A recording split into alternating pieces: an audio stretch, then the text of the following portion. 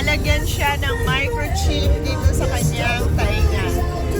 Kasi magta-travel kami papuntang Pilipinas. So, hindi ko alam. Titingnan natin. Pakita ko sa inyo kung paano siya lalagyan ng microchip mamaya. Yan, lalagyan din yung ngipin niya ng microchip. Your teeth, honey, will be, they put microchip to... Put microchip in my teeth? Yeah, so that you can enter the Philippine immigration. Yeah, you got that yummy, yum, that yummy, yum, that yummy, yum. Yeah, you got that yummy, yum, that yummy, yum, that yummy, yum. We're on my way, yeah. Hi everyone! Welcome back to our YouTube channel! Hello, Savoy's Camp! Mom! Mom! Mom! My food is so spicy! Come here! Okay, for today's video guys, pupunta na naman kami sa city. Ayan, ang lola nyo, nakaganerd. Kasi, negative 23, pero sa kabila ng negative 23, it is sunny. Ayan, it's a sunny day today guys. Ayan, so dito na naman tayo sa unending push. Check up ngayon ni Samwise Gamgee. What time is it? What time is it? 12:07. Ang check up niya is 3:30. So hindi pa kami nangangalahati ng aming travel. So, tawag dito. Lalagyan siya ng microchip dito sa kanyang tainga. Kasi magta-travel kami papuntang Pilipinas. So, hindi ko alam. Titingnan natin. Pakita ko sa inyo kung paano siya lalagyan ng microchip mamaya. Yan, lalagyan din yung ngipin niya ng microchip. Your teeth, honey, will be, they put microchip to... Put microchip in my teeth? Yeah, so that you can enter the Philippine immigration. No, I'm just kidding. Okay, so lalagyan yung doggy namin mamaya ng microchip. After that, kukuhanin namin yung health certificate niya na healthy siya. After that, pupunta kami sa isa pang vet under ng federal government dito. Parang siya, parang Bureau of Animal Industry dyan sa Pilipinas. Ayun, para countersign na safe na si Sammy umuwi ng Pilipinas. Ayun, so check up niya ngayon yung sa federal vet bukas. Tapos ang flight ni Sammy would be on the 7th, 11 a.m. Yahoo! Sa wakas, makaalis na sa lamig. So, walang tao doon sa bahay ng sister-in-law ko ngayon. Actually, meron pang tao, pero aalis din sila, magkucruise din sila kasi nga sobrang lamig. So, ginagawa nila dito, lumalaya sila tuwing winter. Ayan, kasi sobrang lamig nga. So, yan. Yung aking hobby, masayang-masaya dahil makapag-skip siya ng winter. Hindi lang isa, dalawang araw, kundi forever. Do you understand? Yes.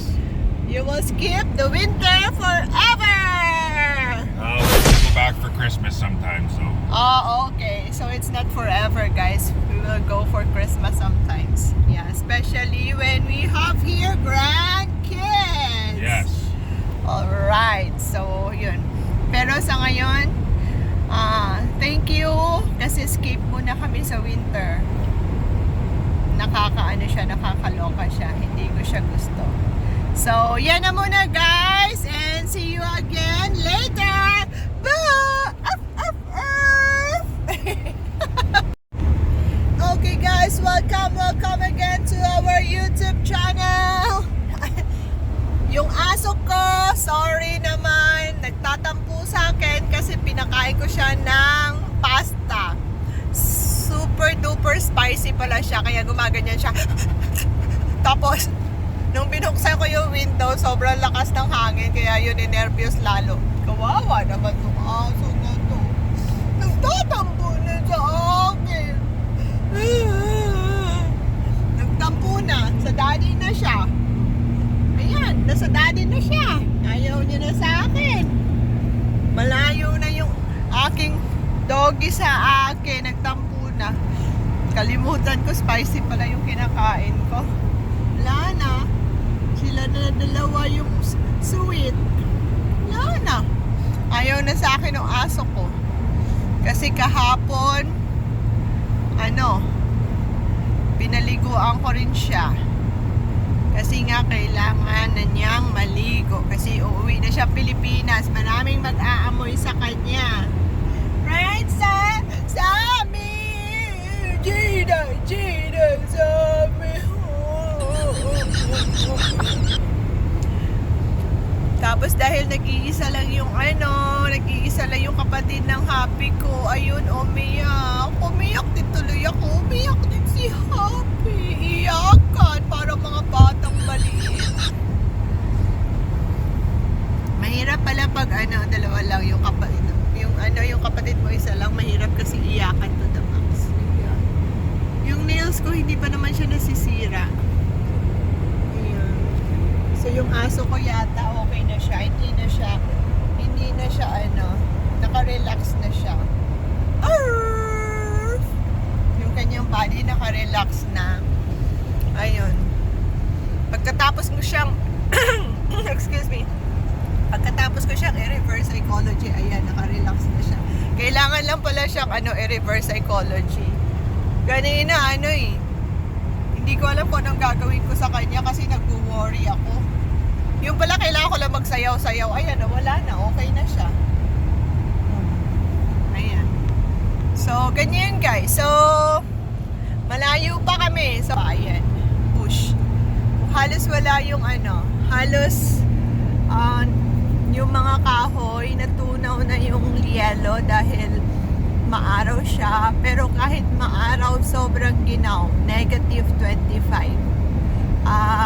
Kung isang place dito malapit lang sa kapatid ni Happy, nag-text sa kapatid niya na wala silang tubig kasi na-froze.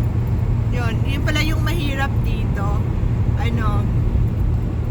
Minsan kapag yung furnace mo or may hindi okay na nagawa sa bahay mo pag ganitong winter tapos magiging negative 25, siya, wala kang tubig. Honey, what happened? Why the water was froze?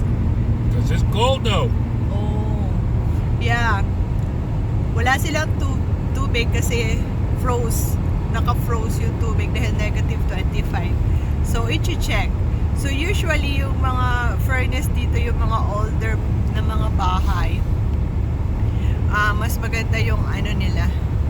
What do you call that, honey? Furnace? Yeah, furnace, yeah. Yeah, furnace. Para yun sa heat and cold. So, yun. Yung sa sister-in-law ko, maganda siya. Kaya, yung water niya, walang problema doon sa kabila.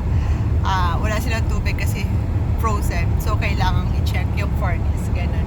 So, yung aso ko, ganyan lang siya. Nagtampo siya sa akin. Nakalimutan ko pa. Excuse me. Ayan, so, nakalimutan kong lagyan to ng towel. Usually, pag nagta-travel, kami nilalagyan ko to ng towel. Ayan, ang sweet nilang dalawa. Ingit ako. Char lang, char. Ayan, so, yan. Kahit sunny day, pero negative 25 siya, so nakakaloka lang. Ayan. So, later ulit guys! Bye! Bye, like and subscribe. What will you say?